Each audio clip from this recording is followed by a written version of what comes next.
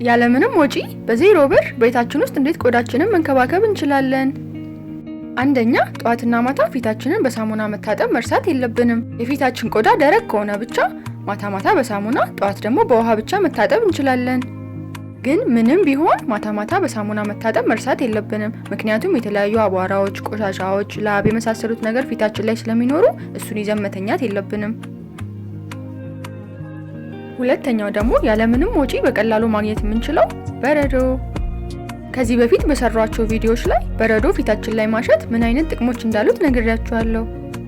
ፊታችን ላይ ብጉር ካለብን፣ አይናችን ስር ደግሞ የሚጠቁርብን ከሆነ ፊታችን ደግሞ ውጥር ያለ እንዲሆንና ግሎ እንዲያደርግ ያደርገዋል። ሶስተኛውና በጣም ቀላሉ ግን አብዛኞቻችን የምንረሳው ነገር ውሃ መጠጣት ነው። ውሃ መጠጣት ለቆዳችን ብቻ ሳይሆን ለሙሉ ጤንነታችን በጣም አስፈላጊ እንደሆነ እናውቃለን። ብጉሩን ጨምሮ የተለያዩ የፊት ችግሮችን ከውስጥ ለማከም ይረዳናል። አራተኛው ደግሞ በእጃችን ፊታችንን መነካካት ማቆም አለብን። አስቡት እስቲ እጃችን ላይ ስንት አይነት ቆሻሻዎች እንዳሉ። እሱን ደግሞ ወደ ፊታችን በምናመጣበት ጊዜ በጣም መጥፎ ነው ለቆዳችን። ፊታችን ላይ ብጉር ካለ ደግሞ በእጃችን ማፍረጥ በጣም መጥፎ ነው። ምክንያቱም እዛው ጠባሳ ሆኖ ጠቁሮ እንዲቀር ነው የሚያደርገው። እንደዚህ አይነት ቀለል ያሉ ሰልፍ ኬር እና ፋሽን ቲፖች ደግሞ የምትፈልጉ ከሆነ ይሄን ፔጅ ፎሎ ማድረግ እንዳትረሱ።